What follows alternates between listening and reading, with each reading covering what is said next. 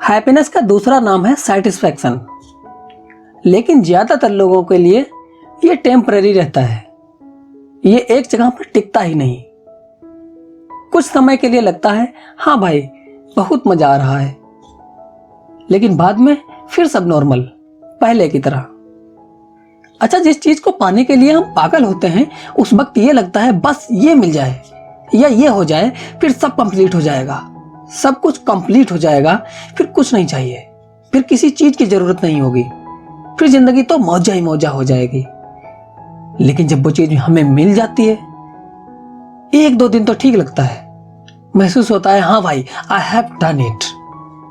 लेकिन कुछ दिन के बाद फिर से वही हालात, वही असंतुष्टि। अब क्या चाहिए, मिल तो गया, लेकिन फिर भी कोई कमी तो है। फिर क्या होता है, दिमाग कुछ और ढूंढने लगता है। कहां ढूंढता है? आउटर वर्ल्ड में, आउटर यूनिवर्स में। बट मेरे दोस्त, एड्रेस गलत है। बाहर है ही नहीं। देखो, दो यूनिवर्स हैं, हर समय हमारे साथ चलते हैं। एक बाहर का यूनिवर्स जिसमें सूरज, चांद, तारे, प्लेनेट, हवा, पानी, बादल ये सब एग्जिस्ट करते हैं, और एक यूनिवर्स हमारे अंदर होता है जहां लाखों करोड़ों इमोशंस एंड थॉट्स एग्जिस्ट करते हैं। दोनों में डिफरेंस इतना है कि जो अंदर वाला है, जो अंदर वाला यूनिवर्स है, वो बाहर वाले यूनिवर्स को कंट्रोल करता है। कौन कंट्रोल करता है? अंदर वाला यूनिवर्स। किसको? बाहर वाले यूनिवर्स को। अंदर की सिचुएशंस के अकॉर्डिंग बाहर का यूनिवर्स चेंज होता रहता है। पहले जो चीज मेरे सेटिस्फैक्शन का सोर्स थी, अब वो नहीं रही। हालांकि वो अब भी बाहर के यूनिवर्स में एग्जिस्ट कर रही है और पहले जैसी ही है, लेकिन अंदर की पोजीशन बदल गई, जिससे बाहर का सोर्स ऑफ सेटिस्फैक्शन चेंज हो गया। अब फिर से सेटिस्फाई होने के लिए दूसरी रिक्वायरमेंट हो गई। यही होता है ना, जिस चीज को पाने के लिए हम क्रेजी हो जाते हैं, लेकिन मिल जाने के बाद कुछ दिन तो ठीक लगता है, लेकिन बाद में ऐसा लगता है जैसे ये नहीं, मुझे कुछ और चाहिए था। शादी से पहले जिस लड़के या लड़की पर आप मरे जा रहे थे, बस ये मिल जाए, इससे मेरी शादी हो जाए, फिर भगवान से कुछ नहीं चाहिए। यही मेरा पहला और आखिरी प्यार है, यही मेरी पहली और आखिरी ख्वाहिश है। लेकिन जब शादी हो गई, कुछ दिन बीते, नहीं ये मेरे टाइप की नहीं थी, ये तो गलत हो गया, इसमें ये कमी हो गई, वो कमी है, ये बदल गई। फिर क्या, उसे बदल दोगे? वो जैसी थी वैसी ही है, कुछ कहीं नहीं बदला। आपका नजरिया बदल गया। आपने ऑलरेडी बहुत ज्यादा एक्सपेक्ट कर लिया था, जो चीज एग्जिस्ट ही नहीं करती उसको सेटिस्फैक्शन का सोर्स एज्यूम कर लिया था। नजरों का इलाज तो डॉक्टर भी कर देगा, लेकिन नजरिए का इलाज कौन करेगा? एक बहुत नैरो फैक्ट है जिसका नाम है इंटरनल एडजस्टिंग सिस्टम। हमारे अंदर एक एडजस्टिंग सिस्टम एग्जिस्ट करता है। जैसे ही कोई नया इमोशन पैदा होता है, वो शुरू शुरू में बहुत हैवी और इफेक्टिव लगता है, लेकिन बाद में नॉर्मली एडजस्ट हो जाता है। जैसे आप किसी ठंडे इलाके के रहने वाले हैं, जब आप गर्म इलाके में रहने के लिए जाएंगे तो एक हफ्ते तक बड़ी तकलीफें होंगी। उफ, यहाँ तो बहुत गर्मी है, यहाँ रहना नामुमकिन है। लेकिन धीरे धीरे आप वहाँ रहने के आदी हो जाएंगे, एडजस्ट हो जाएंगे।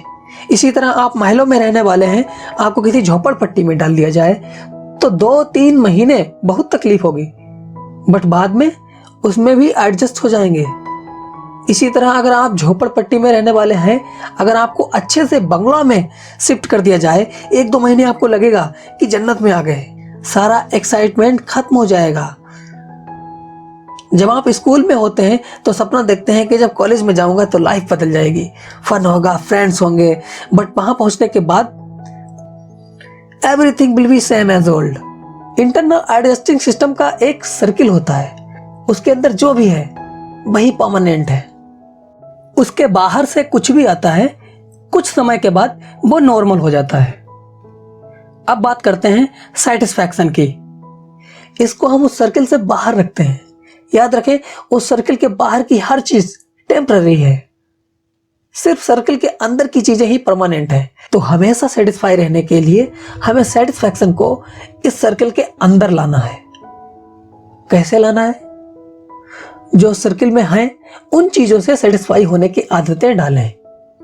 उस सर्कल में कॉमनली बहुत सारी चीजें होती हैं, जैसे फैमिली, दोस्त, बदलते मौसम, खाने पीने की चीजें, सुबह का उगता सूरज, ढलती शाम, खुला आसमान, रात की ठंडी हवा, पेड़ पौधे, फूल, खेल कूद, क्यूट क्यूट बच्चे, बहुत कुछ है।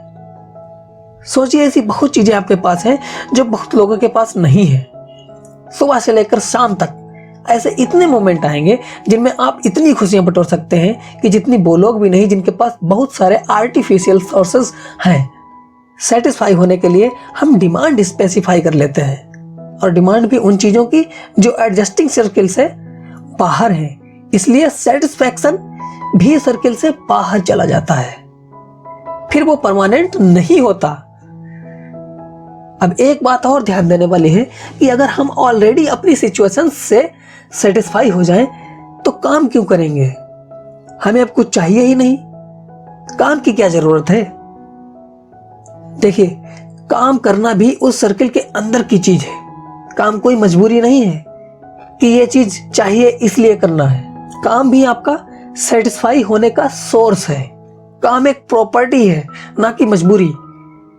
जैसे मेरे पास बंगला है, गाड़ी है, शोहरत है, दौलत है।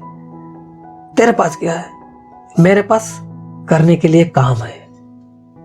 ऐसे पॉइंट ऑफ व्यू लेकर चलिए ना। आप बिना दौलत और शोहरत के जिंदगी गुजार सकते हैं, लेकिन काम के बिना नहीं। आपको सब कुछ दे दिया जाए, बंगला, गाड़ी, दौलत, बैंक बैलेंस, सब कुछ, आपको काम करने की जरूरत ही ना हो, कोई काम ना हो आपके पास। सुबह हुई, खाया पिया, शाम हो गई, फिर सुबह हुई, फिर शाम हो गई, आप जो मांगते हैं मिल रहा है, लेकिन कोई काम नहीं है। मैं दावे के साथ कह रहा हूं, धीरे धीरे आपसे ज्यादा डिससेटिस्फाई इंसान दुनिया में नहीं मिलेगा। काम करना हम मजबूरी क्यों समझते हैं? काम में ही तो सेटिस्फैक्शन मिलता है। हम बिना पैसे, बिना शोहरत के तो जी सकते हैं, बिना काम के जिंदगी नहीं गुजार सकते। एक्चुअली फल इस बात का प्रमाण होता है कि हमने कितना बड़ा काम किया। बड़ा फल मिलने पर हमें सेटिस्फैक्शन इस बात का होता है कि हमने कोई बड़ा काम किया।